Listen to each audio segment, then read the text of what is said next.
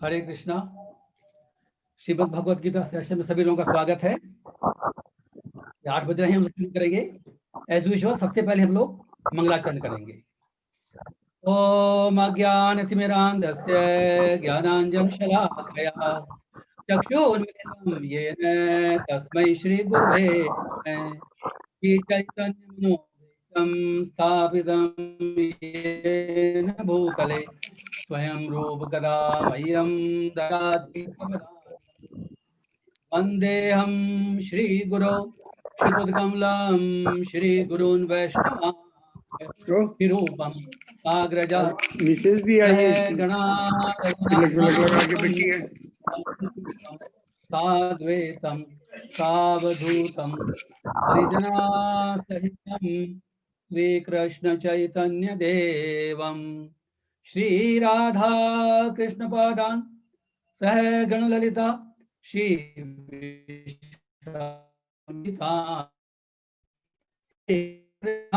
करुणा दीनबंधो जगतपते गोपेश गोपिका कांत राधा कांत नमोस्तुते तप्त कांचन गौरांगी राधे वृंदाश्वरी वृषानुसुते देवी प्रणमामि हरिप्रिये। वाञ्छाकल्पतरुभ्यश्च कृपा सिन्धुभ्येव च पतितानां पावनेभ्यो वैष्णवेभ्यो नमो नमः। जय श्री कृष्णा चैतन्य प्रभो नित्यानंद श्री अद्वैत गदाधरा श्रीवासादि गौर भक्त वृंद। हरे कृष्णा कृष्णा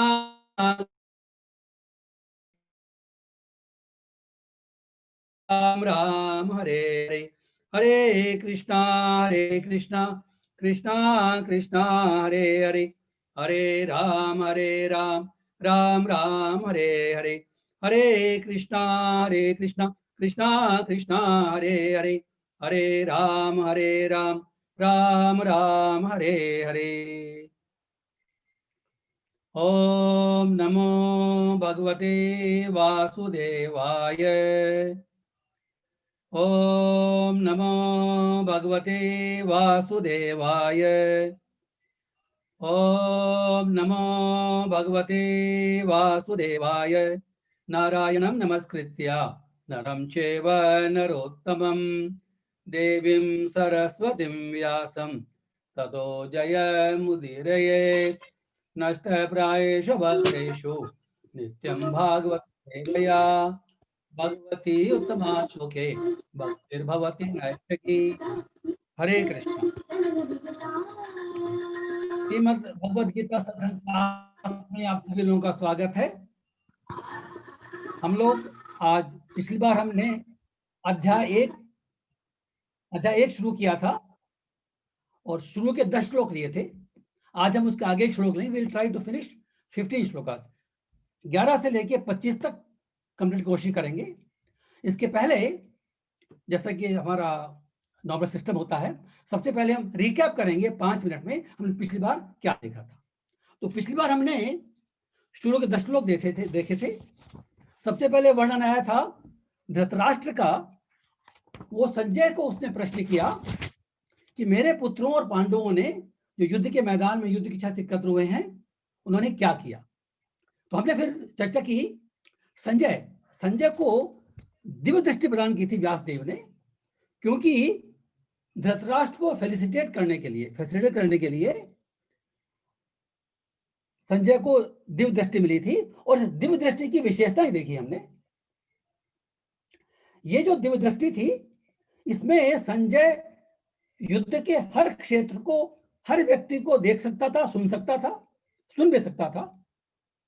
और ये जो दिव्य दृष्टि है उसकी 18 दिन तक थी। जब तक युद्ध चला उसकी दिव्य दृष्टि रही, उसके बाद में दिव्य दृष्टि चली गई।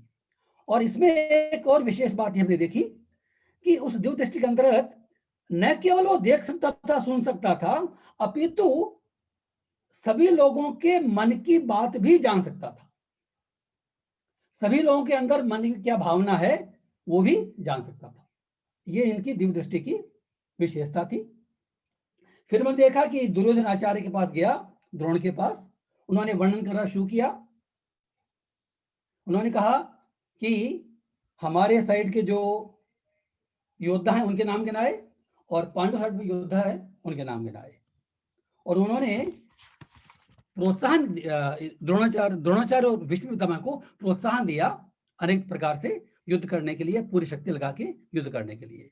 और फिर हमने देखा कि लास्ट में उसने जो लास्ट श्लोक हमने देखा था उसमें ये था कि जो दुर्योधन है वो कह रहा है कि भाई हमारी जो सेना है वो ज्यादा बड़ी है, हमारी शक्ति अपरिमेय है, हम इजीली विजय प्राप्त कर सकते हैं, सबको प्रोत्साहन देने का कहा, और पांडव शक्ति सीमित है।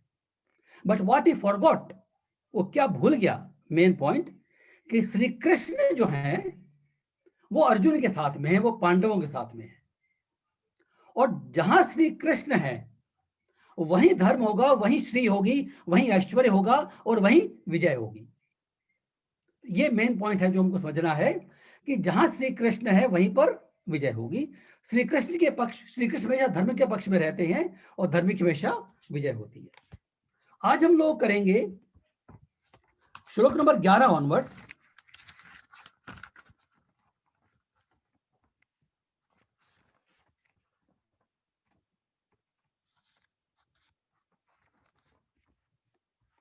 हमने देखा श्लोक 11, अयनेषु च सर्वेषु यथा भागम अवस्थिता भीष्ममेवाभिरक्षन्तु भवन्तः सर्व एव हि। पिछली बार दुर्योधन ने सबके नाम गिनाए और अभी कह रहा है, दुर्योधन अभी अपने सेना के लोगों सॉर्ट ऑफ आज्ञा दे रहा है, एडवाइस दे रहा है कि आप सभी लोग अपने अपने मोर्चों पर खड़े रहे। एक व्यूह की रचना होती है युद्ध के अंदर, हर एक योद्धा का एक स्थान होता है। तो दुर्योधन कह रहा है कि हर योद्धा अपने स्थान पर रुके और भीष्म पितामह की रक्षा करे। भीष्म पितामह जो है सेना का संचालन कर रहे हैं, सेनापति हैं, अभी अपनी जगह पर रहें और भीष्म पितामह को पूरी पूरी सहायता दें। जब यह सुना भीष्म पितामह ने तो भीष्म पितामह ने शंख बजाया। इसका नेक्स्ट श्लोक है 12, तस्य संजयन हर्षम कुरु वृद्ध पितामह सिंहनादम मृद्योचे शंखम दद्मो प्रतापवान। तब कुरु वंश के वयोवृद्ध परम प्रतापी एवं वृद्ध पितामह ने सिंह गर्जना की से ध्वनि करने वाले अपने शंख को उच्च स्वर से बजाया, जिससे दुर्योधन को हर्ष हुआ। देखिए, ये शंख जो है उन्होंने दुर्योधन की प्रसन्नता के लिए बजाया, लेकिन वो इसके माध्यम से, शंख के माध्यम से, शंख जो है विजय का प्रतीक होता है। तो उसने इनडायरेक्ट रूप में भीष्म ने ये जाहिर किया कि भाई जो जीत होती है वो तो हमेशा धर्म की होती है। जहां श्री कृष्ण है मैं युद्ध करूंगा, मैं अपनी पूरी शक्ति से युद्ध करूंगा, लेकिन जीत निश्चित नहीं है। मींस एक तरह से उन्होंने दुर्योधन को आगाह किया शंख के माध्यम से। अपने बैग से कैमरा और फिल्म निकालने में कामयाब हो गए। हरे कृष्णा। क्योंकि दूसरे पक्ष में भगवान श्री कृष्ण है। तो जब भीष्म पितामह ने शंख बजाया तो नेक्स्ट श्लोक में हम देखते हैं कि कौरवों की तरफ से सभी योद्धाओं ने शंख बजाया। वो नेक्स्ट श्लोक है, ततः शंखाश्च भैर्यश्च पणमानक गोमुखा सहसेवाभिहनन्त सहशब्दस्तुमुलो अभवत्। हरे कृष्णा। तत्पश्चात शंख, नगाड़े, बिगुल, तुरही, सींग सहसा एक साथ बज उठे और यह संवेद स्वर अत्यंत कोलाहलपूर्ण था। तो जो कौरवों के पक्ष के बाकी लोगों ने शंख बजाए और ऐसा वर्णन आता है कि बहुत बड़ा शब्द हुआ, कोलाहल मच गया। अब आती है बारी पांडवों की तरफ से। तो पांडवों तरफ से जो शंख बजाया सबसे पहले भगवान कृष्ण बजाएंगे। हम ये देखते हैं नेक्स्ट श्लोक, ततः श्वेते रयेर्युक्ते महति चंदन स्थितो माधव पांडवश्चैव दिव्यो शंको प्रदद्मतु पांचजन्यम ऋषिकेशो देवदत्तम धनंजय पौंड्रदद्मो महाशंखम भीम कर्मावृकोदर। ये 2 श्लोक लिए हैं 14-15। दूसरी ओर से मीन्स पांडवों की तरफ से श्वेत घोड़ों द्वारा खींचे जाने वाले विशाल रथ पर आसीन कृष्ण और अर्जुन ने अपने अपने दिव्य शंख बजाए। देखिए इसमें दोनों के शंख के नाम लिए जाएंगे। पांडवों की तरफ के जो शंख बज रहे हैं तो संजय उनका नाम ले रहा है। तो श्लोक 15 में देखा, पांचजन्यम ऋषिकेशो देवदत्तम धनंजय है। ऋषिकेश जो है वो भगवान कृष्ण का नाम है। ऋषिक हमारी इंद्रियां होती है, इंद्रियों के स्वामी ऋषिकेश वो भगवान कृष्ण को सूचित करता है। और धनंजय जो वर्ड है ये अर्जुन के लिए आया है। यहां पर ऋषिकेश मीन्स श्री कृष्ण और धनंजय मीन्स अर्जुन। तो इसमें लिखा है पांचजन्यम ऋषिकेशो। जो ऋषिकेश हैं भगवान कृष्ण हैं, उन्होंने पांचजन्य नामक शंख बजाया। अब ये पांचजन्य जो शंख है वो भगवान को कैसे प्राप्त हुआ, इसकी कथा आती है। जब कृष्ण भगवान अपने गुरु, इसी जन्म में जब गुरु सांदीपनि मुनि के आश्रम में गए थे शिक्षा प्राप्त करने के लिए, तो शिक्षा प्राप्त करने के बाद गुरु दर्शन देने का समय आता है। तो सांदीपनि मुनि को मालूम था कि भाई ये भगवान कृष्ण जो हैं मेरी शिक्षा लेने आए हैं, लेकिन ये साक्षात भगवान हैं। तो उन्होंने अपनी पत्नी से सलाह की कि भाई अभी गुरु दक्षिणा मांगनी है मुझे, और जो कृष्ण जो हैं वो भगवान हैं, तो गुरु दक्षिणा भी कुछ इस तरह की मांग जो इनके अनुकूल हो, जो इनके अनुरूप हो, जो का और कोई नहीं कर सके। तो सांदीपनि मुनि ने क्या कहा कि उनके पुत्र की मृत्यु हो गई थी 1 साल पहले समुद्र में डूबने के कारण। तो उन्होंने कहा, श्री कृष्ण को कहा कि भाई मेरी जो गुरुदक्षिणा है वो ये है कि तुम मेरे पुत्र को वापस लाके दो। तो उनकी आज्ञा सुनकर तुरंत भगवान कृष्ण जो है कूद गए समुद्र में, और एक्चुअली उनके पुत्र को एक पंचजन नाम का एक असुर था जो जल में रहने वाला था, उस असुर ने खा लिया था। वो शंख के रूप में था। तो उन्होंने, भगवान ने पंचजन नाम का जो असुर है जो शंख के रूप में था उसका वध कर दिया। और उसका वध करने के बाद उनको बेटा नहीं मिला, क्योंकि उनका बेटा जो है अपने सूक्ष्म शरीर में यमराज के यहां चला गया था। लेकिन शंख का वध करने के बाद जो शंख है इसका नाम पड़ा पांचजन्य शंख, और ये भगवान कृष्ण के पास आया। देखा जाए तो जो शंख है ये भगवान का चिर संगी है। ये भगवान के साथ गोलोक वृंदावन धाम में पांचजन्य शंख जो है हमेशा उनके साथ रहता है। भगवान के जितने भी आयुध हैं, शंख चक्र गदा पद्म, उनके जितने परिधान है, वेशभूषा है, जो ज्वेलरी है, वो सारी जड़ नहीं है, सब चेतन है,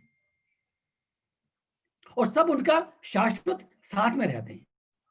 तो एक कथा आती है कि जो शंख है उसके बाद घमंड हो गया था जब वो गोलोक वृंदावन में था, कि भगवान के मुख पर हमेशा रहता हूं, भगवान का अधरामृत मुझे हर क्षण मिलता है। इस अधरामृत को तो लक्ष्मी जी भी इतना पाने के लिए तरसती हैं। तो घमंड हो गया उसको। तो लक्ष्मी ने देखा कि घमंड यहां पर चलेगा नहीं, तो उन्होंने श्राप दिया कि तुम मृत्युलोक में जाकर के असुर बन जाओ। तो वो पंचजन नाम का असुर बना, जिसका भी उद्धार किया भगवान कृष्ण ने। तो वैसे जो ये पंचजन नाम का असुर था, ये भगवान कृष्ण का नित्य संगी है, नित्य मुक्त आत्मा है और भगवान का संगी है।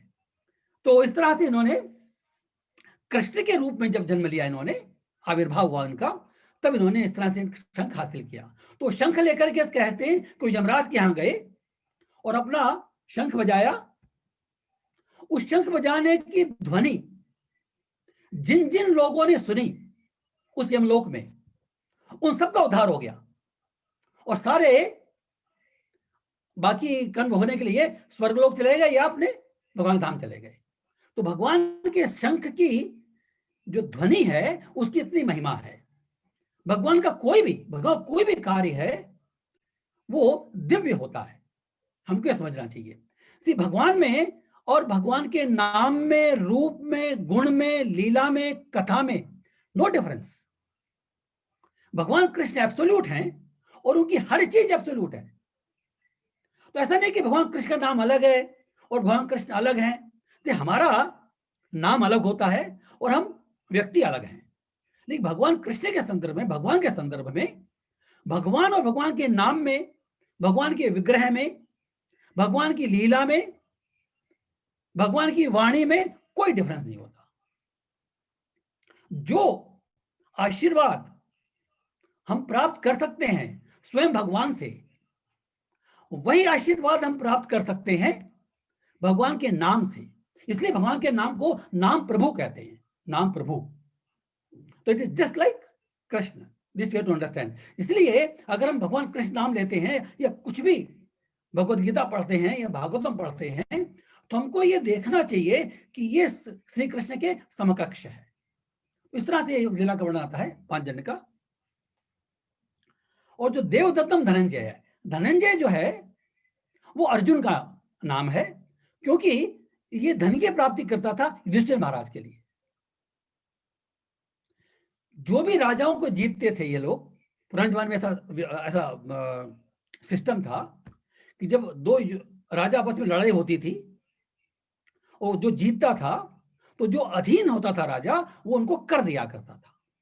इस तरह से जो अर्जुन ने काफी युद्ध जीते हैं और इन्होंने काफी धन अर्जित किया है। तो इसका नाम एक अर्जुन नाम है धनंजय। उन्होंने देवदत्त नामक शंख बजाया। ये जो देवदत्त नामक शंख जो है, ये अर्जुन को दिया था मैं दानव ने। मैं दानव ने, एक कथा आती है, खांडव वन में आग लगी थी जिसमें मैं दानव रहता था, तो वहां से भागने लगा। एक्चुअली श्री कृष्ण उनका वध करना चाहते थे मैं दानव का, लेकिन उस समय खांडव वन में भगवान कृष्ण भी थे और अर्जुन भी थे। तो मैं दानव जो है वो बड़ा इंटेलिजेंट था। तो उसने कहा कि भाई अगर मुझे भगवान के चक्र से बचना है तो मुझे भगवान की भक्ति की शरण लेनी होगी। तो मैं दानव ने अर्जुन को सरेंडर कर दिया। अर्जुन को बोला, हे अर्जुन, मैं आपकी शरण में हूं, मेरी रक्षा कीजिए। तो अगर हम किसी भी भगवान के भक्त की शरण में चले जाते हैं तो भगवान भी उसका कल्याण ही करते हैं, वध नहीं करते हैं। वैसे तो भगवान अगर वध करेंगे तो भी कल्याण होगा, that is a separate matter. लेकिन भगवान के भक्त की शरण जो लेते हैं हम, तो भगवान की शरण से भी अधिक पोटेंट मानी जाती है। इसलिए मैं दानव ने अर्जुन की शरण ली, क्योंकि उसको मालूम था कि अर्जुन अगर मुझे एक्सेप्ट कर लेगा तो भगवान कृष्ण मुझे मारेंगे नहीं। तो जब मैं दानव को शरण दी, उसकी रक्षा हुई। तो मैं दानव ने अर्जुन को शंख भी दिया, रथ भी दिया और बाण और तरकस भी दिया। इनफैक्ट इस तरह से उपहार दिया मैं दानव ने अर्जुन को। तो जो देवदत्त नाम का जो शंख है वो भी मैं दानव दिया था, और मैं दानव को वो मैनाक पर्वत से मिला था। फिर एक स्टोरी आती है। इस तरह से हमने देखा कि हर एक शंख के पीछे कुछ ना कुछ स्टोरी है। हम सारी चीज नहीं देखें because the time is so short, but कुछ कुछ मेन हम देख लेते हैं। अर्जुन ने देवदत्त और अति भोजी अति मानवीय कर्म भीम ने पौंड नामक भयंकर शंख बजाया। भगवान कृष्ण ने पांचजन्य बजाया, अर्जुन ने देवदत्त बजाया, और अति भोजी अति मानवीय कर्म करने वाले भीम ने, भीम के लिए वर्ड आया यहां पर भीम कर्मा। भीम के जो एक्शंस होते हैं वो बड़े विभत्स होते हैं, अति भयानक भी होते हैं। सी इनफैक्ट पांडवों के साइड में अगर किसी को युद्ध करने की तीव्र इच्छा थी तो केवल भीम था। बाकी अर्जुन, युधिष्ठिर, नकुल, सहदेव सभी तो कर रहे थे, लेकिन सब युद्ध कर रहे थे अपना कर्तव्य समझ करके। लेकिन जो भीम एकमात्र ऐसा पांडव था जिसको युद्ध करने की इच्छा थी अंदर से, क्योंकि वो कौरवों का वध करना चाहता था, वो हर अपमान का बदला लेना चाहता था। इसीलिए उसे उसने प्रण किया था कि मैं कुरु वंश के 100 कौरवों की मैं ही मारूंगा। पूरे कौरवों का जो वध किया वो भीम ने किया। अगर बाकी पांडव में किसी के पास चांस मिलता उसका वध करने का, वो छोड़ देते, क्योंकि भीम का पात्र है वध करने योग्य।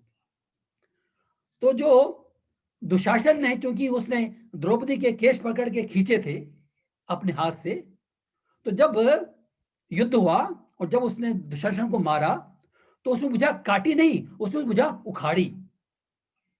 इस तरह से वर्णन आता है महाभारत युद्ध के अंदर। Of course will not go into detail. तो भीम के जो एक्शंस हैं वो भी भीम ही हैं, इसलिए भीम कर्मा व्रकोदर है। और वो अति भोजी था। व्रकोदर मीन्स जिसका पेट बहुत बड़ा हो। तो ऐसा कहते हैं कि जो भी भोजन बनता था पांडवों के साइड में, उसका आधा भोजन भीम के पास जाता था और बाकी आधा सारे लोग खाते थे। बाकी पांडव, द्रौपदी, कुंती, जो भी भीम के अलावा जो बच जाते थे, वो सारे पांडव मिलकर आधा भोजन खाते थे और आधा भीम को जाता था। इस तरह से कथा आती है। नेक्स्ट जो 3 श्लोक हैं, क्विकली गो थ्रू इट। उसमें भी कई नाम दिए हैं, किसने क्या शंख बजाया, सबकी स्टोरी देखेंगे हम। It will take lot of time actually, हम देख लेते हैं। अनंत विजयम राजा कुंती पुत्रो युधिष्ठिर है, नकुल सहदेवश्च सुघोष मणिपुष्पको, काश्यश्च परमेश्वासः शिखंडी च महारथ, दृष्टद्युम्नो विराटश्च सात्यकिश्च पराजितः, द्रुपदो द्रौपदेयाश्च सर्वशः पृथ्वीपते, सौभद्रश्च महाबाहु शंकां दद्मुः पृथक पृथक। हरे कृष्णा। हे राजन, कुंती पुत्र राजा युधिष्ठिर ने अपना अनंत विजय नामक शंख बजाया और नकुल और सहदेव ने सुघोष और मणिपुष्पक शंख बजाए। महान धनुर्धर काशीराज, परम योद्धा शिखंडी, धृष्टद्युम्न, विराट, अजय सात्यकी, द्रुपद, द्रौपदी के पुत्र और सुभद्रा के महाबाहु पुत्र मीन्स अभिमन्यु आदि सबों ने अपने अपने शंख बजाए। इस तरह से कुल मिलाकर के इसमें एक्चुअली 18 योद्धाओं का नाम लिया गया है। पांडवों की तरफ से जो शंख बजाए हैं, जिनका नाम आया है भगवत गीता में, वो 18 योद्धा थे। और ये 18 का बड़ा महत्व है, क्योंकि जो जो महाभारत का युद्ध है वो भी 18 दिन चला है। तो इसमें एक दो पॉइंट देखा ली। युधिष्ठिर ने अनंत विजय, युधिष्ठिर राजा हैं और उनका नाम जो है, शंख नाम है अनंत विजय। इसका मतलब क्या है? अनंत इज भगवान, मीन्स भगवान को जीतने वाले। इसका क्या मतलब हुआ? भगवान को जीतने का मतलब क्या है कि युधिष्ठिर महाराज के जो गुण थे उसके कारण वो भगवान जीते गए। युधिष्ठिर महाराज के गुण इतने अच्छे थे कि भगवान उनकी हेल्प करना चाहते थे। और ऐसा कहा जाता है कि चूंकि युधिष्ठिर इतने गुणवान राजा थे, इसलिए वो युधिष्ठिर को हस्तिनापुर का राज देने के लिए उन्होंने अर्जुन की हर प्रकार से सहायता की, पांडवों की हर प्रकार सहायता की और उनको विजय दिलाई। किसी भी उपाय से, हर उपाय करके उन्होंने विजय दिलाई पांडवों को, युधिष्ठिर महाराज के गुणों से प्रभावित होकर। तो अनंत विजय मीन्स, इसके 2 मतलब निकलते हैं कि अनंत पर विजय प्राप्त कर ली। अनंत इज लॉर्ड कृष्णा, भगवान। कि भगवान कैसे जीत जाते हैं? अपने गुणों द्वारा। भगवान को हम अपनी भक्ति से जीत सकते हैं, वैसे नहीं जीत सकते हैं। तो अपने गुणों से, अपनी भक्ति से भगवान को जीत जा सकते हैं। और नकुल और सहदेव जो हैं, उन्होंने सुघोष और मणिपुष्पक शंख बजाए। सुघोष जो है, सुघोष जिसका स्वर परम सुरीला है। एक्चुअली नकुल जो थे वो सबसे सुंदर पांडव थे। और ऐसा कहते हैं कि जब अज्ञातवास में गए थे वो राजा विराट के यहाँ, तो उन्होंने अपने आप को अश्वपाल के वेश में गए थे कि मैं घोड़ों की रक्षा करता हूं। तो वो घोड़ों के पालक रक्षक बनकर उन्होंने सेवा की थी विराट के यहाँ, जब वो अज्ञातवास में थे।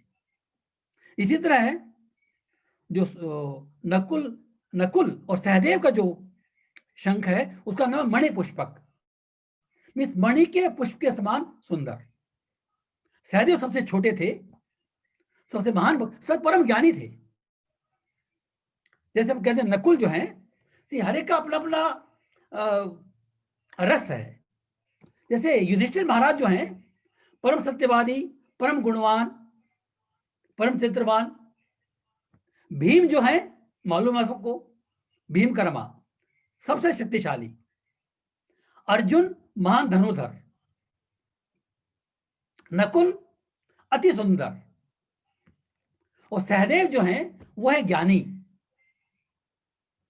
तो सहदेव सबसे छोटे थे लेकिन उस ज्ञान में सबसे बढ़े चढ़े थे। तो इनफैक्ट जब राजस्व यज्ञ हुआ था तब अग्रणी की बात आई कि किसकी अग्र पूजा हो,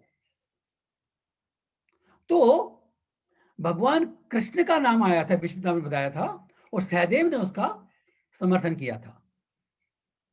तो सहदेव को सबसे ज्यादा ज्ञानवान माना जाता है। तो इस तरह से जो बाकी जो हैं काशीराज, शिखंडी, धृष्टद्युम्न, विराट, सात्यकी। सात्यकी हमने देखा पिछली बार भी, सात्यकी यदुवंशी हैं और सारी सेना इनफैक्ट यदुवंशियों की चली गई थी कौरवों की तरफ, लेकिन सात्यकी का विशेष अटैचमेंट था कृष्ण के साथ में, वो नहीं गए, वो इधर ही साइड में रहे। उनको अपरिजित कहा जाता है, वो अपराजित हैं। द्रौपदी के पुत्र अभिमन्यु, सबका नाम आया इसमें, सबने अपने अपने शंख बजाए। अब नेक्स्ट श्लोक इंपॉर्टेंट है।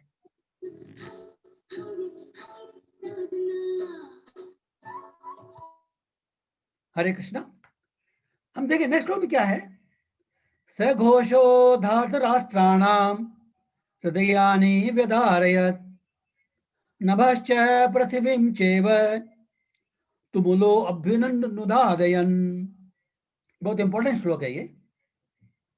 इन विभिन्न शंखों की ध्वनि कोलाहलपूर्ण बन गई जो आकाश और पृथ्वी को शब्दामायन करती हुई धृतराष्ट्र के पुत्रों के हृदयों को विदीर्ण करने लगी।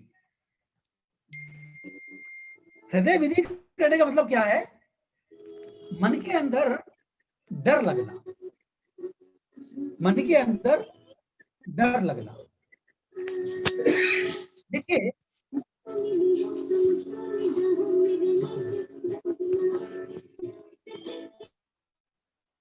हरे कृष्णा, कृपया अपने आप को म्यूट रखें क्योंकि आवाज आती है तो फिर डिस्टर्बेंस होता है।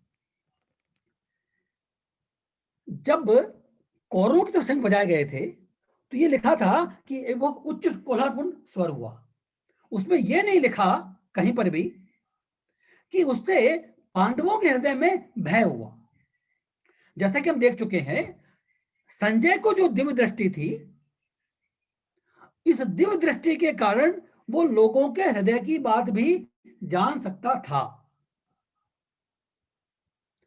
इसलिए जब कौरवों के शंख बजाया गया तो पांडवों को भय नहीं हुआ, लेकिन जब पांडवों की तरफ शंख बजाया गया तो कौरवों के हृदय में हृदय विदीर्ण हो गए, उनके हृदय में डर मच गया। प्रभुपाद जी इसमें लिखते हैं, तात्पर्य 4 लाइन का तात्पर्य है, इंपॉर्टेंट है। जब भीष्म और दुर्योधन के पक्ष में अन्य वीरों ने अपने अपने शंख बजाए तो पांडवों के हृदय विदीर्ण नहीं हुए। संजय ने नहीं कहा ये क्योंकि हृदय विदीर्ण हुए, ऐसी घटनाओं का वर्णन नहीं मिलता। किंतु इस विशिष्ट श्लोक में कहा गया है कि पांडव पक्ष के शंखनाद से धृतराष्ट्र के पुत्रों के हृदय विदीर्ण हो गए। ये क्या कारण है? What the difference? Why this difference? इसका कारण स्वयं पांडव और भगवान कृष्ण में उनका विश्वास है। परमेश्वर की शरण ग्रहण करने वाले को किसी प्रकार का भय नहीं रह जाता, चाहे वह कितनी ही विपत्ति में क्यों ना हो। This very important point. जब कोई भी व्यक्ति भगवान कृष्ण की शरण ग्रहण कर लेता है, भगवान की शरणागत हो जाता है, तो उसको किसी बात का डर नहीं रहता।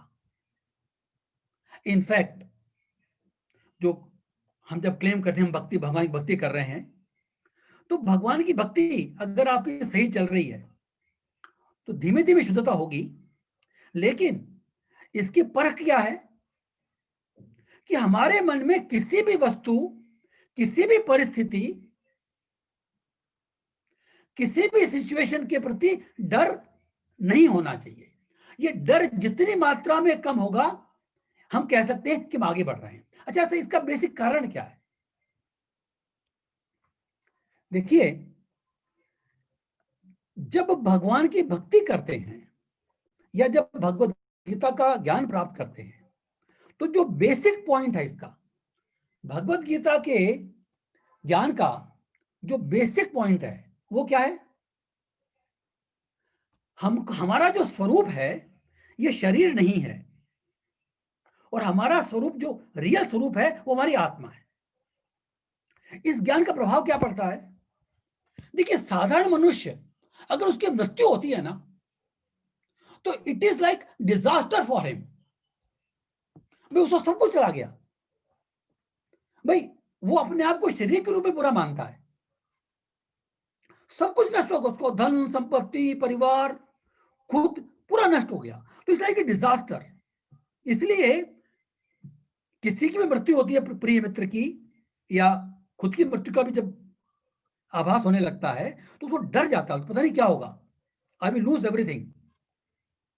लेकिन अगर हमारे भगवद गीता का ज्ञान है हमारे में, gyan means not only information, realization. Information होना एक बात है और रियलाइजेशन होना दूसरी बात है। Of course information is first requirement, information तो चाहिए ही चाहिए। लेकिन जब हम उसकी प्रैक्टिस करते हैं तो हमको धीमे धीमे रियलाइजेशन होता है, उसका अनुभव होता है। तो भगवान के भक्त को किसी भी परिस्थिति से भय नहीं लगता, क्योंकि उसका भगवान में विश्वास है। देखिए, हमारे सामने कोई भी परिस्थिति आती है, भगवान के भक्त को ये अपने मन में पूर्ण निश्चय और विश्वास है कि जो भी परिस्थिति मेरे सामने आई है वो मेरे कल्याण के लिए है। कोई भी परिस्थिति, इसमें मुझे डरने की वास्तव में कोई आवश्यकता नहीं है। तो ये जो इस तरह की जो कॉन्शियसनेस है, वो जैसे जैसे शरणागति बढ़ती है वैसे वैसे ये तीव्र होती है। तो जो पांडव हैं वो तो शुद्ध भक्त हैं भगवान के, उनको तो किसी बात का डर नहीं है। उनको तो मालूम है कि अगर मान लो मृत्यु भी हो जाती है, भगवान के भक्त की मृत्यु भी हो जाती है, तो उसको भगवान के धाम जाना है। He is confident. इसमें एक इवन आज के जमाने में भी श्री प्रभुपाद जी जो हैं, जिन्होंने भगवद गीता लिखी और इस्कॉन का स्थापना की, प्रभुपाद जी भी अपने समय में पूर्ण शरणागत, पूर्ण शुद्ध भक्त थे। उनकी जीवनी की तो बहुत चर्चा कर सकते हैं, इतना टाइम नहीं है। लेकिन ऐसा कहा जाता है कि 1945 में जब सेकेंड वर्ल्ड वॉर हुआ था, तो कलकत्ता में विमानों से बम गिराए जा रहे थे, सब लोग डर रहे थे। उस प्रभुपाद जी अपने शिष्यों साथ बैठे थे कलकत्ता में, और वो बिल्कुल जो कार्य कर रहे थे, भगवान श्री कृष्ण राधा कृष्ण की पूजा कर रहे थे, तनिक भी विचलित नहीं हुए। तो शिष्यों ने बोला कि स्वामी जी, बम गिर रहे हैं तो तुम किस बात की डर है? अगर बम हमारे यहाँ गिरता भी है और हम सब लोग मर जाते हैं तो हम सब लोग गोलोक वृंदावन धाम जाने वाले, किसी बात का परवाह नहीं है। इसीलिए प्रभुपाद जी 69-70 साल की अवस्था में अकेले मालवाहक जहाज में बैठकर अमेरिका गए थे, 1 महीने की जल यात्रा करके मालवाहक जहाज में। कोई उनका पहचान नहीं था वहां पर। अकेले उन्होंने अमेरिका जैसे शहर में इस्कॉन की स्थापना की। ये अकल्पनीय है। ये बिना भगवान की फुल शरणागति के पॉसिबल नहीं है, क्योंकि भगवान का भक्त मानता है कि जो भी सिचुएशन आती है, जो भी मैं कार्य करता हूं, वो केवल भगवान की कृपा के स्वरूप है, अपना श्रेय कभी नहीं लेता हूं।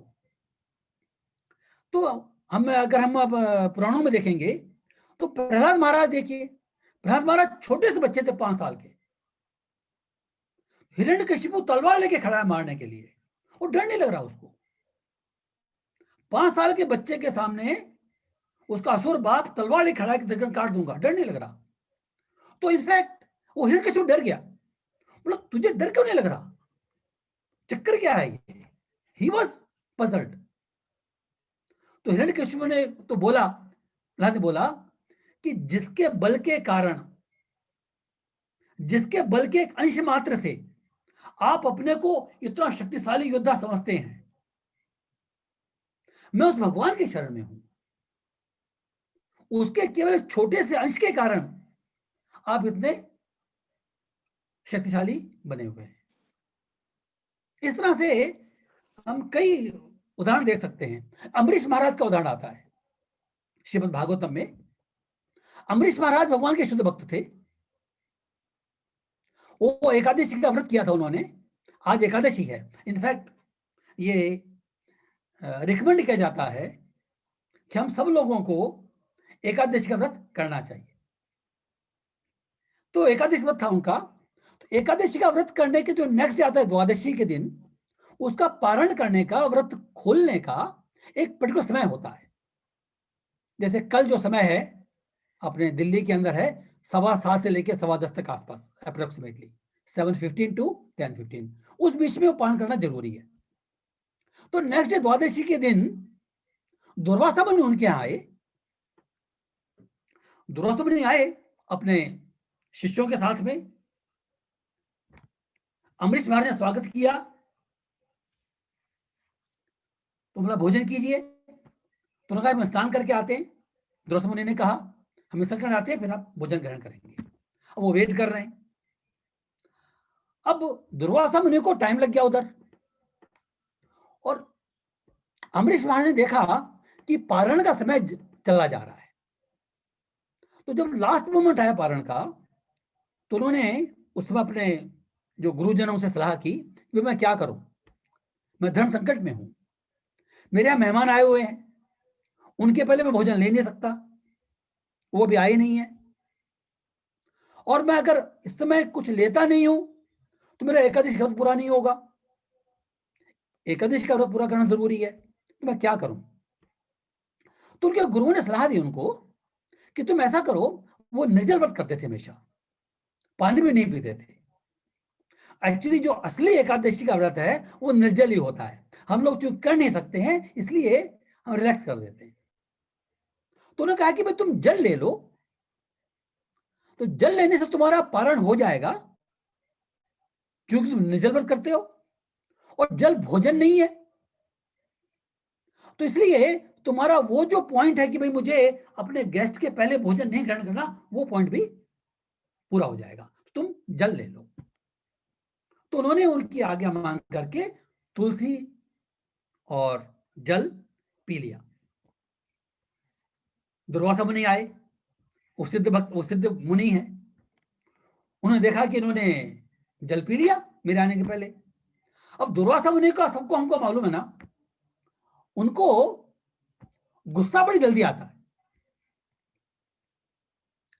उन्होंने आव देखा न था, अपनी जटा से एक बाल निकाला और कृत्या नाम की राक्षसी उत्पन्न कर दी। अपनी जटा के बाल से कृत्या नाम की एक राक्षसी उत्पन्न कर दी, और वो अम्बरीश महाराज को खाने के लिए दौड़ी, जबकि बहुत बड़ा अपराध कर दिया वो। अभी उनका देखिए, अम्बरीश महाराज भगवान के भक्त हैं, दुर्वासा मुनि बड़े मुनि हैं, भक्त नहीं है, लेकिन वो तो भक्त के और मुनि के व्यवहार में, कॉन्शियसनेस में बहुत फर्क होता है। अम्बरीश महाराज जो हैं वो कंप्लीटली शरणागत हैं भगवान के। जब कृत्या राक्षसी आई उनको मारने के लिए, उनको डर नहीं लगा, नहीं डर लगा उनको। वो अपनी जगह खड़े रहे हाथ जोड़कर, वो अपनी जगह पर विनम्र भाव से हाथ जोड़कर खड़े रहे।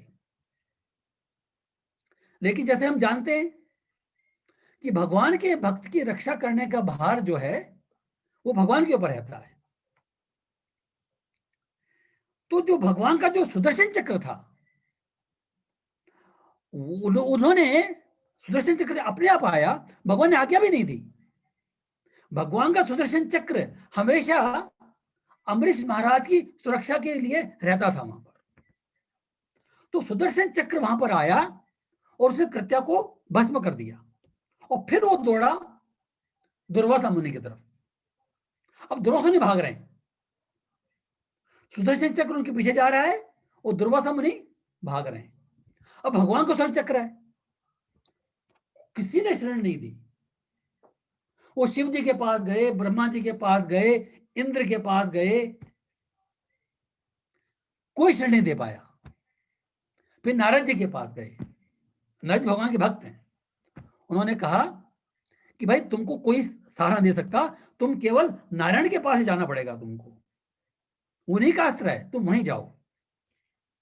तो नारायण के पास गए, वो सिद्ध मुनि है, वो भी ना जा सकते हैं कहीं भी। तो नारायण के पास गए, तो नारायण ने बोला कि भाई मुझे बचाओ। तो नारायण ने बोला भाई मैं, वो जो अस्त्र है उसको मैंने आज्ञा दी नहीं, वो तो अपने आप ही जो अम्बरीश महाराज की रक्षा करने के लिए अपने आप चला है, वो मेरी आज्ञा से नहीं गया, वो मैं उसको विड्रॉ नहीं कर सकता। हाँ, तुम चूंकि वो अम्बरीश महाराज की सेवा में है, तो तुमको अगर इसे रक्षा करनी है तो तुम अम्बरीश महाराज के शरण में जाओ, तो सुदर्शन तुम्हारी रक्षा करेगा। तो वापस वो अम्बरीश के पास आते हैं। तो ऐसा कहते हैं कि जब तक वो घूम घाम के वापस आए, और वो वैकुंठ लोक भी गए, शिव जी के लोक भी गए, ये सब कार्य करते करते उनको 1 वर्ष, हमारी जो धरती में जो 1 वर्ष, हमारी पृथ्वी में 1 वर्ष उनको पूरा हो गया। उस समय भी अम्बरीश महाराज उसी जगह पर हाथ जोड़े हुए खड़े थे। उन्होंने अंजल ग्रहण नहीं किया था, क्योंकि दुर्वासा मुनि लौटकर नहीं आए थे। तो जैसे दुर्वासा लौटकर आए, वो चरणों पे गिरने लगे अम्बरीश महाराज के कि मैं रक्षा करो। तो अम्बरीश महाराज, आप ये क्या कर रहे हैं, आप तो पूज्य हैं। उन्होंने उनको उठा लिया और उनको प्रणाम किया इनफैक्ट। और फिर उन्होंने जब ये नोट किया कि सुदर्शन महाराज पीछे आ रहे हैं, सुदर्शन चक्र पीछे आ रहे हैं, तो उन्होंने सुदर्शन की स्तुति की। सुदर्शन की स्तुति में ये श्रीमद् भागवतम में श्लोक आते हैं, तो उन्होंने सुदर्शन की स्तुति की और सुदर्शन चक्र शांत हो गया। इस तरह से ये विवरण आता है कि भगवान के भक्त को, जो वास्तव में शुद्ध भक्त है, उसको किसी भी स्थिति में किसी प्रकार का कोई भय नहीं रहता। तो ये हम देखेंगे कि इसमें जो पांडव जो हैं वो शुद्ध भक्त हैं, सारे नित्य संगी हैं इनफैक्ट। इसलिए जो कोलाहलपूर्ण स्वर हुआ कौरवों के शंख का, उनको कोई भय नहीं हुआ। लेकिन जब पांडवों ने शंख बजाया, तो जो कौरव लोग हैं, दुर्योधन जो हैं, उनके हृदय विदीर्ण हो गए। इस तरह से हम देखेंगे ये। नेक्स्ट हम देखेंगे 20th। अथ व्यवस्थान दृष्ट्वा धातराष्ट्रान् कपिध्वज प्रवर्ते शर्ष संपाते धनो उद्यम्य पांडव ऋषिकेशम ददा वाक्यम इदमाह महीपते। हरे कृष्णा। उस समय हनुमान से अंकित ध्वजा लगे रथ पर आसीन पांडुपुत्र अर्जुन अपना धनुष उठाकर तीर चलाने के लिए उद्यत हुआ। हे राजन, धृतराष्ट्र के पुत्रों को व्यूह में खड़ा देखकर अर्जुन ने श्री कृष्ण से ये वचन कहे। पहले श्लोक चर्चा करेंगे, इसमें कुछ इंपॉर्टेंट पॉइंट्स हैं। Actually, he is more like my father figure, क्योंकि हरे कृष्णा। यहां पर जो अर्जुन का जो नाम दिया गया है वो है कपिध्वज। धृतराष्ट्रान कपिध्वज है। कपिध्वज मीन्स जिसकी पताका पर कपि यानी हनुमान अंकित है। एक सवाल इसकी पताका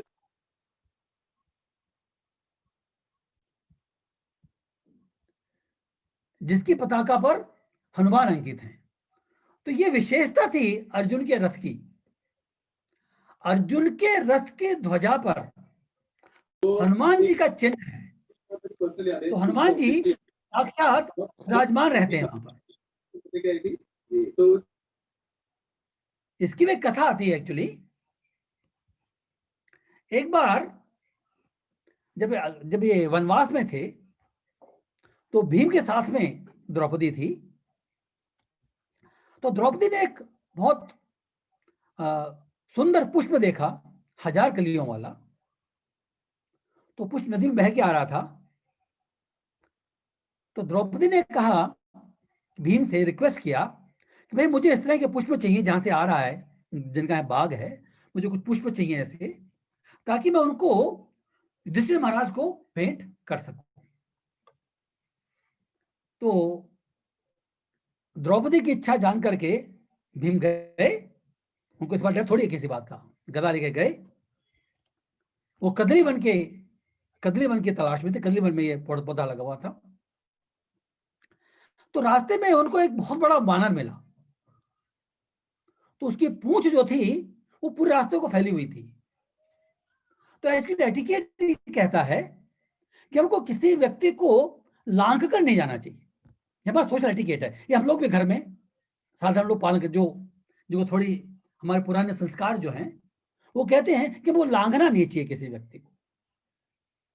तो चूंकि उनकी पूंछ फैली हुई थी तो वो लांघ के जा नहीं सकते थे। तो उन्होंने रिक्वेस्ट किया बंदर से कि भाई तुम अब कृपा करके अपनी पूंछ हटा लो। तो बंदर बोला कि भाई मैं बूढ़ा हो गया हूं, मेरे में श्रम करने की शक्ति नहीं है, तुम ही हटा दो, हाथ लेके हटा दो एक तरफ। तो बंद बोला ठीक है। तो उन्होंने शुरू की पूंछ को उठाना। अब उनसे उठा के दूर रखने के बाद दूर रही, भीम जैसे शक्तिशाली योद्धा को पूंछ उठे नहीं, वो पूंछ को उठा भी नहीं सके। भीम में 10,000 हाथियों का बल था। वो ऐसा कहते हैं कि भीम जब युद्ध करते थे तो 2 हाथियों को हाथ में लेते थे और उनको आपस में झुलाते थे और उनको हवा में फेंक देते थे, वापस नहीं आते थे। वो इस तरह से ले जाते वो। तो वो उठा नहीं सके तो वो बड़े अचकित हो गए, कौन है आप? तो वो बोले कि भाई आप कोई साधारण व्यक्ति नहीं है, साधारण वानर नहीं है, आप कौन है? तो उन्होंने फिर अपना रूप प्रकट किया। तो हनुमान जी जो है, इनफैक्ट हनुमान जी को प्रकट किया और वो भाई हैं। हनुमान जी वायुपुत्र हैं और जो भीम है वो भी वायुपुत्र हैं। तो फिर आपस में गले मिले। फिर भीम ने उनको बोला कि तुमको क्या चाहिए? तो उन्होंने कहा कि भाई जब कौरव पांडव युद्ध होगा तब आप अर्जुन के रथ की ध्वजा पर विराजमान रहना और अर्जुन की सहायता करना। तो इसलिए ऐसा कहते हैं कि देखिए, वैसे भी इसका एक और विवरण भी आता है कि जहां जहां भगवान राम रहते हैं वह हनुमान जरूर रहते हैं। राम जी जब साकेत धाम जाने लगे तो हनुमान जी को वहीं छोड़ गए। हनुमान जी चिरंजीवी हैं। 7 चिरंजीवी लोग हैं टोटल, उनमें एक हनुमान जी हैं। तो हनुमान जी कभी मुझे छोड़ के जा रहे हो, कोई बात नहीं है, लेकिन मैं आपके यश, आपकी कथा के बगैर नहीं रह सकता। तो उन्होंने वरदान मांगा कि जब तक इस भूमंडल पर आपकी कथा या आपके यश का गान होता रहेगा तब तक मैं रहूंगा। और भगवान राम जो हैं उनका यश का कभी पूरे हो नहीं सकता, कभी खत्म नहीं हो सकता। तो न तो भगवान राम का यश खत्म होगा और न हनुमान जी जाएंगे। तो हमारे भागवत में वर्णन आता है, ये 12 वर्ष कहे जाते हैं। एक देश का नाम है किम पुरुष। जैसे भारत वर्ष है वैसे किम पुरुष वर्ष है। तो किम पुरुष वर्ष में हनुमान जी अभी भी रहते हैं और वो श्री राम जी के अर्चा विग्रह की पूजा करते हैं और वहां पर श्री राम जी का यश सुनाने के लिए अप्सराएं और गंधर्व स्वर्गलोक से आते हैं और श्री राम जी के यश का गुणगान करते हैं। और हनुमान जी नित्य प्रति श्री राम जी के यश लीलाओं का श्रवण करते हैं और वो कभी तृप्त नहीं होते। भगवान का यश गान, भगवान की कथा, भगवान का नाम सुनने से कभी भी तृप्त नहीं हुआ जाता, उनकी इच्छा तीव्र हुई जाती है। इस तरह से जहां पर कृष्ण है वो राम ही कृष्ण है अभी, तो जहां पर कृष्ण है वहां पर हनुमान जरूर होंगे। इसलिए अर्जुन के रथ की ध्वजा पर कृष्ण हनुमान जी विराजमान है। और ऐसा भी कहा जाता है शास्त्रों में हमारे कि इनफैक्ट हनुमान जी ने कहा था, भाई मेरा सत्संग भी होना चाहिए, आप मेरे साथ हैं तो आप शिक्षा दो मुझे। तो जो भगवत गीता का उपदेश दिया वो अर्जुन के लिए दिया, लेकिन वास्तव में वो हनुमान जी को सुनाने के लिए भी दिया, क्योंकि हनुमान जी को भी शिक्षा चाहिए थी, भगवान का उपदेश चाहिए था। इस तरह से जो गीता का उपदेश हनुमान जी ने भी सुना और वो निमित्त बनाया अर्जुन को। तो ये कपिध्वज, इसलिए इसका नाम पड़ा अर्जुन का, कि जिनके रथ की ध्वजा पर कपि हनुमान जी अंकित हैं। और ये एक विजय का चिन्ह है। जैसे पहले हमने देखा शंख की ध्वनि विजय का चिन्ह थी, इसी तरह हनुमान जी जो हैं वो जब राम जी के साथ में थे तो युद्ध में विजयी हुए थे। हनुमान जी जिधर होंगे उधर विजय होगी। अभी हनुमान जी अर्जुन के साथ हैं, पांडवों के पक्ष में हैं, तो जीत तो पांडवों की ही होगी।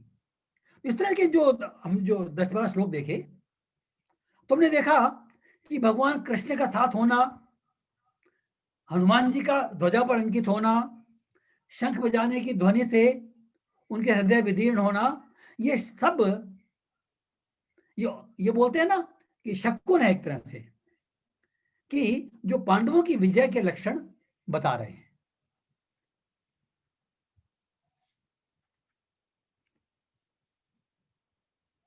देखिए इसमें प्रभुपाद जी ने लास्ट की 3 लाइन में लिखी है कुछ, अर्जुन की ध्वजा पर हनुमान का चिन्ह भी विजय का सूचक है, क्योंकि हनुमान से राम तथा रावण युद्ध में राम की सहायता की थी, जिससे राम विजयी हुए थे।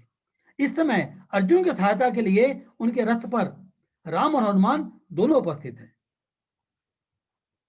भगवान कृष्ण साक्षात राम हैं और जहां भी राम रहते हैं वहां नित्य सेवक हनुमान होता है, तथा उनकी नित्य संगिनी वैभव की देवी सीता उपस्थित रहती है।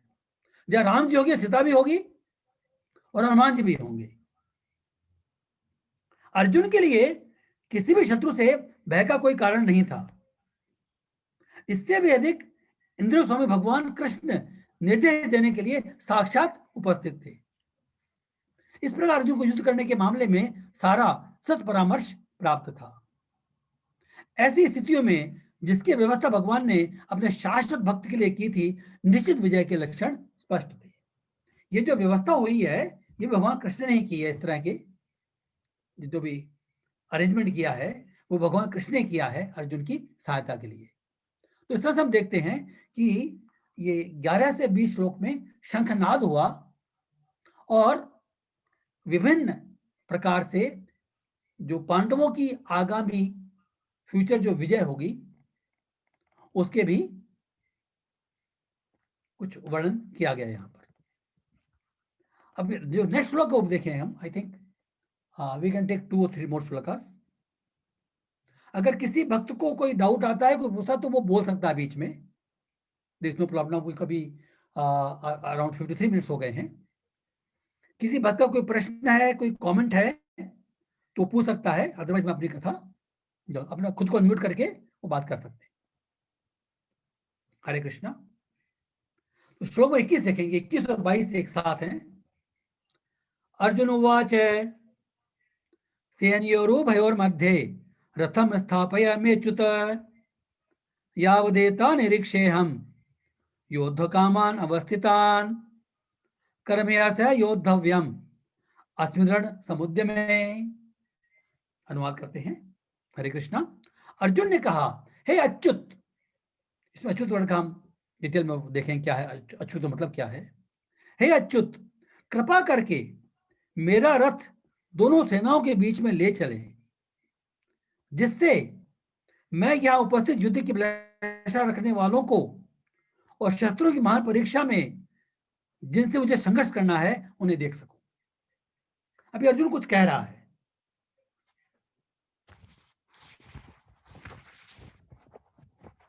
अर्जुन कह रहा है भगवान कृष्ण को कि हे कृष्ण, मुझे तुम दोनों सेनाओं के बीच में ले चलो, ताकि मैं देख सकूं कि मुझे किनके साथ में संघर्ष करना है। देखिए, प्रभुपाद जी ने अपने तात्पर्य में लिखा है, इस बात से अर्जुन के मन का जो युद्ध का जो निश्चय है, देखिए अर्जुन को युद्ध से भय नहीं है, वो क्षत्रिय है, कभी भयभीत नहीं हो सकता युद्ध, लेकिन फिर भी उसके मन में वो आश्वस्त होना चाहता है कि भाई मैं जिससे युद्ध कर रहा हूं वो मेरे लिए ठीक तो है ना, वो उचित तो है ना मेरे लिए। देखिए, जो भगवान के भक्त हैं वो कभी भी भोग के इच्छुक नहीं होते हैं, भौतिक भोग के।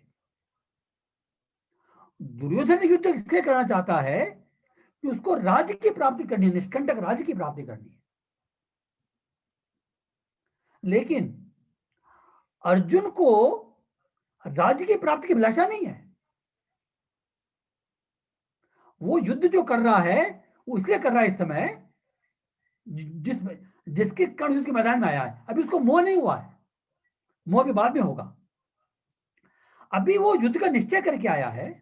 वो इसलिए आया है कि उसने ऑब्जर्व किया है कि कौरवों ने, दुर्योधन ने अभी तक काफी अत्याचार किए हैं, अन्याय किया है, द्रौपदी का अपमान किया है। तो इसलिए जो कौरव जो लोग हैं उनका युद्ध करना उचित है। अभी तो उसके मन में संदेह नहीं है, फिर भी वो देखना चाहता है, आश्वस्त करना चाहता है कि भाई कोई गलत नहीं, क्योंकि इस युद्ध के सारे राजा लोग आए थे। जितने भी विश्व में राजा थे करीब करीब सारे लोग वहां पर आ गए थे। कुछ राजा पांडवों के पक्ष में थे और कुछ राजा दुर्योधन के पक्ष में थे। तो अर्जुन ये देखना चाहता था कि मुझे किन किन साथ में युद्ध करना है। इससे एक बात और जाहिर देती है, उन्हें कहा हे अच्युत, अर्जुन ने कहा, कृष्ण को संबोधन किया, हे अच्युत। ये अच्युत शब्द बहुत महत्व है, इसको समझना, हमको डिटेल में समझना है इसको। अच्युत का मतलब क्या है? जो अपने पद से कभी च्युत नहीं हो, गिरे नहीं, जो अपनी महिमा से कभी गिरे नहीं। या हम ऐसा भी कह सकते हैं कि जिसकी महिमा कभी गिर नहीं सकती, कभी च्युत नहीं हो सकता। च्युत होने का मतलब है गिरना, फॉल डाउन। वो अपने पद से च्युत हो गया, पदच्युत हो गया। अच्युत का मतलब यह है जो अपने पद से च्युत नहीं हो सकता। तो यहां पर भगवान कृष्ण संबोधन किया है अच्युत। दो तीन अर्थ बताए हैं आचार्यों ने। इस समय भगवान कृष्ण अर्जुन के सारथी हैं। अर्जुन रथी है, सारथी रथी का सेवक होता है। तो भगवान कृष्ण इस समय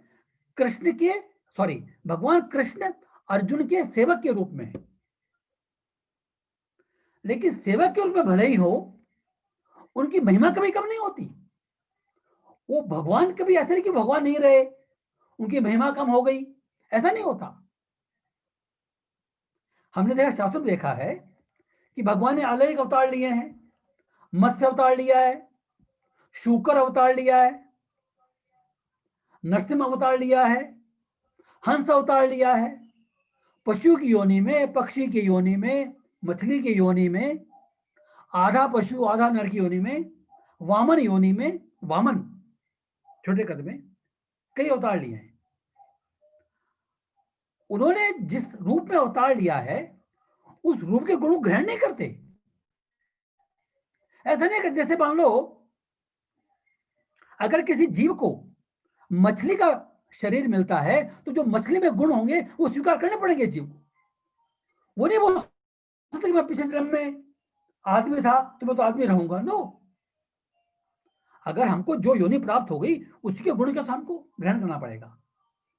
लेकिन भगवान जो है किसी भी योनि में, किसी भी रूप में, किसी भी समय अगर अवतार लेते हैं, उनका भगवत्ता, उनकी महिमा अक्षुण्ण रहती है, कभी भी वो कम नहीं होती किसी भी हालत में। जैसे जब वृंदा देवी ने उनको श्राप दिया कि तुम पत्थर बन जाओ, तो शालिग्राम शिला बन गए। वो शालिग्राम शिला जो है वो पत्थर है, कि बंधन में नहीं है। वो शालिग्राम की पूजा करने से वो लोगों को भव बंधन से छुटकारा दिलाते हैं, कर्म बंधन से छुटकारा दिलाते हैं। उसमें कैसे बंधन में होंगे? तो भगवान जो है, अच्युत जो वर्ड है, इसका यह मतलब है कि भगवान की महिमा किसी भी हालत में कम नहीं होती है। जैसे जरासंध से युद्ध करते समय उन्होंने 17 बार जरासंध को परास्त किया। 18वीं बार जरासंध ने बोला ब्राह्मणों को कि तुम यज्ञ करो, मेरी विजय होनी चाहिए, अगर मैं नहीं जीता तो तुमको मार डालूंगा। तो ब्राह्मणों ने यज्ञ किया, युद्ध प्रारंभ किया। तो ब्राह्मण कृष्ण भगवान के पास गए कि भाई आप हार जाओ, इस बार अगर आप हारोगे नहीं तो हमारे वो जो जरासंध हमको मार देगा। भगवान ने स्वीकार किया, युद्ध आरंभ हुआ, वो भाग गए। युद्ध से भागना क्षत्रिय के लिए एक बहुत बड़ा कलंक होता है कि तो युद्ध से भाग रहा है, पिता के भाग रहा है। ये वो भगवान है। भगवान युद्ध से भागे, फिर भी उनकी पूजा होती है रणछोड़ राय के नाम से। द्वारका में मंदिर है, प्रवेश करते समय रणछोड़ राय, कि रण को छोड़ के भाग के आने वाले राजा कभी च्युत नहीं होते। माखन चोरी की, रासलीला की, जो हमारे भौतिक दृष्टि में जो कर्म है निंदनीय है, भगवान की निंदा कम, भगवान की निंदा नहीं हुई, भगवान की स्तुति की गई, भगवान की महिमा बढ़ी। भगवान की महिमा कभी भी च्युत नहीं होती है, इसलिए वो अच्युत कहलाते हैं। इस शब्द को समझना हम बहुत इंपॉर्टेंट है। इसमें भगवान कृष्ण सारथी बने हुए हैं, अर्जुन की सेवा कर रहे हैं। तो सेवा करने का जो कार्य है उसमें कभी दिखेंगे नहीं भगवान। ये नहीं कि मैं भगवान हूं, मैं क्यों सेवा करूं। नो, वो कोई भी कार्य किसी में कैसे भी करें, उनकी महिमा वैसी रहती है और हर कार्य करने को तैयार है। इसी एक बात और दिखाई देती है, जैसे भक्त भगवान की सेवा करना चाहता है हमेशा, उसी तरह भगवान भी भक्त की सेवा करना चाहते हैं, उनको आनंद आता है। जैसे भक्त को भगवान की सेवा करने में आनंद आता है, वैसे ही भगवान भी भक्त की सेवा करने में तत्पर रहते हैं और भक्त की सेवा करने में भी उनको आनंद आता है। और ये जो सो कॉल्ड डेजिग्नेशंस हैं, पद है ऊंचा नीचा, ये हमारे भौतिक जन्म की, भौतिक स्थिति की पहचान है। भगवान के स्तर पर उनका जो स्वरूप है सच्चित आनंद, शाश्वत सत, परम चेतन, परम ज्ञानपूर्ण, परम आनंद, सच्चिदानंद, ये भगवान के जो गुण हैं वो हर स्थिति में, हर अवतार में हमेशा अक्षुण रहते हैं। चाहे वो गोलोक धाम में हो, चाहे वो मृत्यु लोक में हो, चाहे वो समुद्र में हो, कहीं पर भी हो। तो अच्युत वर्ड बहुत इंपॉर्टेंट है। तो अर्जुन कहना चाह रहे हैं इनफैक्ट कि आप अच्युत हैं, इसलिए आप सारथी काम कर रहे हैं, आप इसमें कभी हटेंगे नहीं, यहां से ढिलाई नहीं देंगे आप।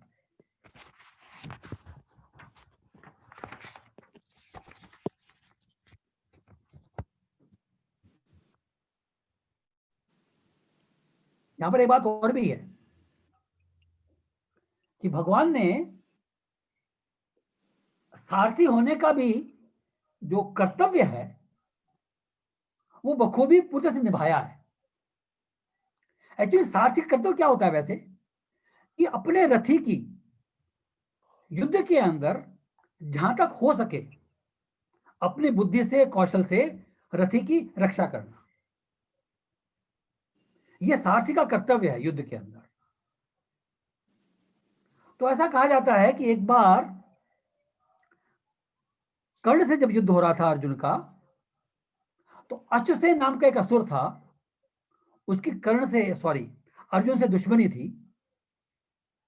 तो वो कर्ण के तर्कस में जाकर बैठ गया, कर्ण को पता नहीं था। तो कर्ण ने बाण निकाला, तो वो अश्वसेन नाम का जो सर्प है वो आया और उसने संधान किया, और उसमें उन्होंने जो लक्ष्य बनाया वो अर्जुन की गर्दन थी। इनफैक्ट देवता लोग वहां पड़ गया, हाहाकार करने। भगवान कृष्ण उनके सारथी, भगवान पहचान गए। उन्होंने क्या किया कि अपने पांव से उस रथ को जमीन में दबा दिया, वो प्रेस किया उनको, तो जो पहिए जो हैं वो जमीन अंदर चले गए 4-5 इंच। तो वो जो बाण आया कर्ण का, वो गर्दन पर नहीं आया, उनके मुकुट पर आया। तो मुकुट उसी समय क्षत हो गया, जीर्ण शीर्ण हो गया, गिर पड़ा हो। तो कई उदाहरण तो हमको मालूम है जब भगवान कृष्ण ने अर्जुन की रक्षा अनेक प्रकार से की है। इसके अतिरिक्त और भी कई चर्चाएं, और भी कई कथाएं आती है कि भगवान कृष्ण ने कैसे सारथी के रूप में, सारथी का कार्य करते हुए अर्जुन की रक्षा की। ये भी एक हम ये कहते हैं कि सारथी का कर्तव्य उन्होंने पूरी तरीके से निभाया।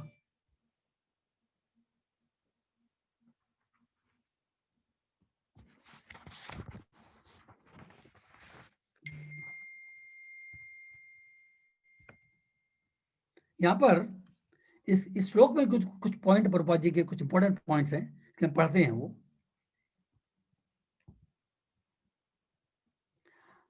कृष्ण कहते उन्हें अच्युत कहकर संबोधित किया गया है। यद्यपि उन्होंने अपने भक्त का सारथी पद स्वीकार किया था, किंतु इससे उनकी परम स्थिति अक्षुण्ण बनी रही। जैसे देखा कि इस महिमा में कोई कमी नहीं आई। प्रत्येक परिस्थिति में वे इंद्रियों के स्वामी भगवान ऋषिकेश हैं। भगवान तथा उनके सेवक का संबंध अत्यंत मधुर और दिव्य होता है। सेवक स्वामी की सेवा करने के लिए सदैव उद्यत रहता है, और भगवान भी भक्त की कुछ न कुछ सेवा करने की कोशिश में रहते हैं। तो भगवान भी अपने भक्त की सेवा करना चाहते हैं।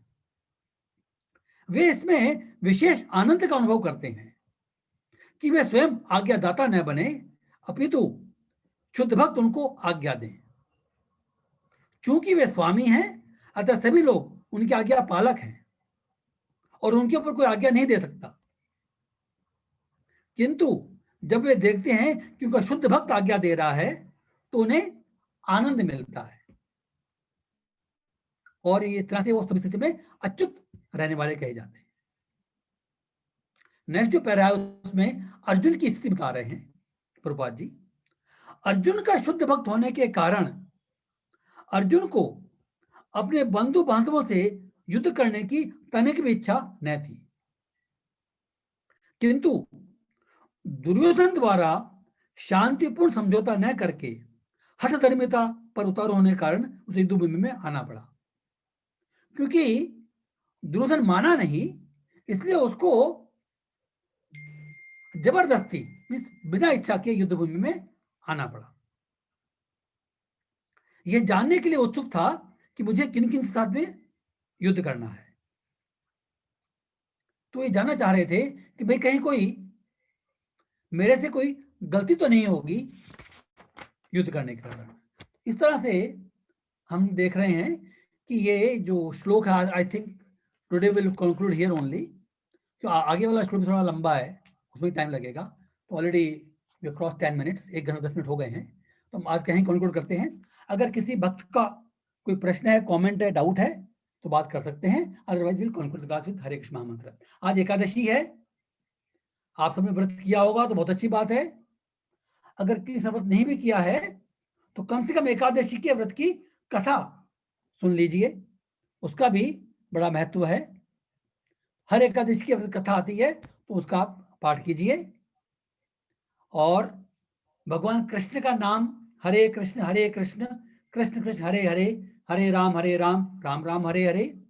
भगवत गीता का श्रवण हमने किया, घर में भी हम लोग पढ़ सकते हैं, अध्याय 12 अध्याय 15 पढ़ सकते हैं, बड़ा इंपॉर्टेंट है ये। इस तरह से हम एकादशी के दिन विशेष रूप से, वैसे तो भगवत स्मरण हर दिन होना चाहिए, लेकिन एकादशी के दिन हम विशेष रूप से कर सकते हैं। हरे कृष्ण कृष्ण कृष्ण हरे हरे, हरे राम राम राम हरे हरे। अगर किसी भक्त का कोई प्रश्न है, कोई कमेंट है, कोई डाउट है तो जरूर पूछिए, अदरवाइज विल कंक्लूड। हरे कृष्णा। मेरा डाउट है सर। हरे कृष्णा। हेलो। हरे कृष्णा गुरु जी। हाँ, मैं आपने जो बोले कथा सुनाई उनकी अमरीश महाराज की, हाँ, तो हाँ, वो हाँ, 1 साल तक अन्न जल के बिना खड़े रहे, तो ये लौकिक बुद्धि में ये बात उतरनी बड़ी मुश्किल होती है। हमारी ये तो देखिए लौकिक ऐसा बुद्धि है है कि 1 साल तक बिना अन्न जल के खड़े रहे। हाँ हाँ हाँ हाँ, करेक्ट। आपका प्रश्न सही है। देखिए जब हम शास्त्र पढ़ते हैं ना, तो हमको एक बात समझ बहुत आवश्यक है कि शास्त्र में क्या है। बेसिकली ये श्रीमद् भागवत कथा है, श्रीमद् भगवत गीता, श्रीमद् भागवतम जब पढ़ेंगे तो ये तो आपने एक पॉइंट बताया, ऐसे अनेक स्थान आएंगे जहां पर हमको लगेगा कि भाई ऐसा क्या संभव है। हमारे आचार्य दूसरी बात बताइए इसमें।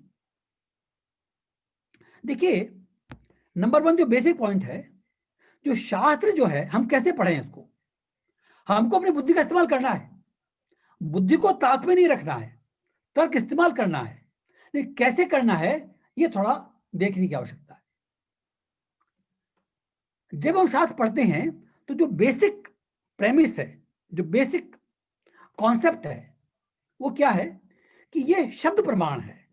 देखिए शास्त्र जो लिखे गए हैं हमारे, ये अपौरुषेय हैं,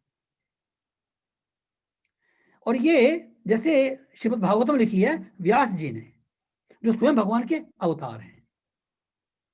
तो जो शास्त्र जो है उसको कहते हैं हम शब्द प्रमाण। 3 तरह के प्रमाण माने जाते हैं।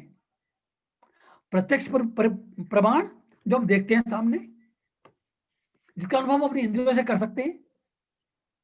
अनुमान प्रमाण, हम अनुमान लगा सकते हैं, जैसे हम सूर्य को देखे नहीं, मॉर्निंग हो गई तो घर में उजाला हो गया, सूर्य नहीं देखा हमने, लेकिन हमने ये निष्कर्ष लगा सकते हैं कि सूर्योदय हो गया है।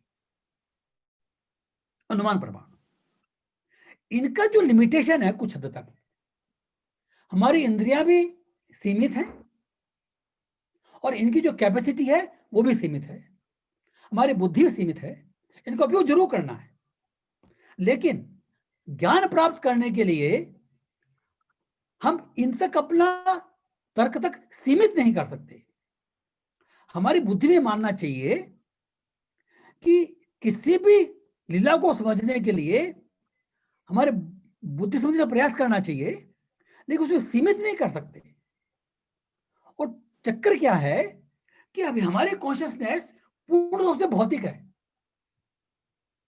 तो हमको जिनकी कॉन्शियसनेस आध्यात्मिक स्तर पर पहुंच चुकी है, उनकी कॉन्शियसनेस क्या होती है, उनकी कैपेसिटी क्या होती है, ये हम अनुभव नहीं कर सकते। जैसे अर्जुन के बारे में भी, एक तो वो तो ज्यादा पुराना नहीं है, अर्जुन तो अमरीश महाराज कथा वो पुरानी आती है। अर्जुन तो केवल 5,000 साल पहले आए थे। अर्जुन को भी अब आगे जाके देखेंगे, गुडाकेश कहा जाता उनको, नींद पर विजय प्राप्त कर ली थी, वो सोए नहीं तो भी कोई प्रॉब्लम नहीं है। हम लोग नहीं सोएंगे तो प्रॉब्लम होगी। अब हो सकता है कि भाई कैसे हम ऐसा कैसे मान लें, वो अंधेरे में बाण चलाना जानते थे, अंधेरे में छोड़ सकते थे वो। अभी कैसे संभव है? देखिए, ये जो हर चीज की योग साधना होती है, और योग साधना करके हमको विलक्षण शक्ति मिल सकती है। हमारा ध्येय शक्ति प्राप्त करना नहीं है। जब योग करते हैं तो उनका ध्येय होता है शक्ति प्राप्त। ये बोलते हैं अष्टसिद्धि, कहते हैं ना, अणिमा, महिमा, लघिमा, गरिमा, ये अष्टसिद्धियां होती हैं। छोटे से छोटा हो जाना, बड़े से बड़ा बन जाना, हल्के से हल्का, भारी से भारी, वो प्राप्ति, बहुत सारी सिद्धियां हैं। ये प्रैक्टिकल हैं, सारी भौतिक सिद्धियां हैं, इसमें आध्यात्मिकता नहीं है। तो ये योग सिद्धियों के बल पर जो हमको विलक्षण कार्य दिखते हैं वो कर सकते हैं। लेकिन जो भगवान के भक्त में जो सिद्धियां होती है वो योग के कारण नहीं होती, वो भगवान की शक्ति होती है। भगवान का, देखिए ऐसा कहते हैं, भगवान के शुद्ध भक्त हृदय में भगवान के चरण कमल हमेशा निवास करते हैं। जब तीर्थ यात्रा करने जाते हैं तो तीर्थ यात्रा में जो तीर्थ स्थान, उसका महत्व है, लेकिन उस तीर्थ स्थान का महत्व इसलिए है कि उस तीर्थ में दर्शन करने के लिए बहुत सारे भक्त भी आते हैं, उनकी चरण धूलि वहां रहती है। गंगा में स्नान करते हैं हम, उसका स्नान महत्व है कि हम सारे पाप धुल जाएंगे, सारे पाप हम गंगा को देते हैं। गंगा कहां जाएगी बेचारी? गंगा में सारे पाप आते रहेंगे तो वो क्या करेगी फिर? तो गंगा को वरदान मिला हुआ है कि जब भगवान का कोई शुद्ध भक्त स्नान करने के लिए आएगा तो उसका भी भगवान है। भगवान के भक्त के साथ में हमेशा भगवान स्वयं है। तो वो भगवान के रूप में वो भक्त गंगा माता के सारे पाप हरण कर लेता है। वो तीर्थ तो बने हुए भी भक्तों के कारण है। तो भगवान की भक्ति की, भगवान के भक्त की महिमा हम अपनी सीमित बुद्धि में केंद्रित नहीं कर सकते। भगवान की लीलाएं देखेंगे ना, कृष्ण की लीलाएं देखेंगे पर्टिकुलरली, तो बहुत हमको अचंभित लगेगी। कैसे वृक्ष उठा लिया, 7 साल के बच्चे ने चिट्टी उंगली पर गोद पर उठा लिया, 7 दिन तक कैसे संभव है?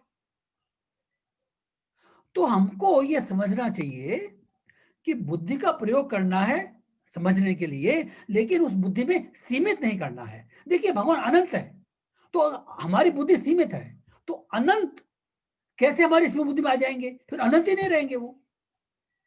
अगर अनंत को हम अपनी सीमित बुद्धि में कैद कर लें तो अनंत कैसे रहेंगे वो? इस तरह से अनंत की जब बात करते हैं, भगवान की बात करते हैं, तो हमको ये मानना चाहिए, समझना चाहिए कि चूंकि वो अनंत है, इसलिए हो सकता है कई बातें मेरी लौकिक बुद्धि में नहीं आए, लेकिन शब्द प्रमाण है, शास्त्र में लिखा है तो शब्द प्रमाण है, इसलिए हमको उसका मानना चाहिए, श्रद्धा रखनी चाहिए। हरे कृष्ण प्रभु जी। ठीक। और कोई डाउट है प्रभु जी आपका? मुझे नहीं। आपका नाम क्या? आपका गैलेक्सी आ रहा है, नाम नहीं पहचान रहा। एन.के. और पांडे। नाम क्या प्रभु जी आपका? एन.के. पांडे। एन.के. पांडे। हरे हरे, वो पहचान नहीं पाया। एन हाँ हाँ, एन पांडे, अब बात तो होती कई बार, लेकिन पहचान नहीं पाया मैं आपको। N K. Pandey. N K. Pandey, yes, Hare बोल, हरे कृष्ण। जानता हूँ आपको मैं, आपके बार बात होती है मेरी, व्हाट्सएप में कई बार बात हुई है, लेकिन देखा नहीं आपको मैंने। हरे कृष्ण। हरे कृष्ण। हाँ। थैंक्स प्रभु जी, थैंक्स फॉर योर क्वेरी। और कोई डाउट है जरूर हरे पूछ सकते हैं कृष्ण। प्रभु जी। नहीं, हरे अभी कृष्ण। नहीं। और किसी भक्त का कोई प्रश्न है, कोई डाउट है?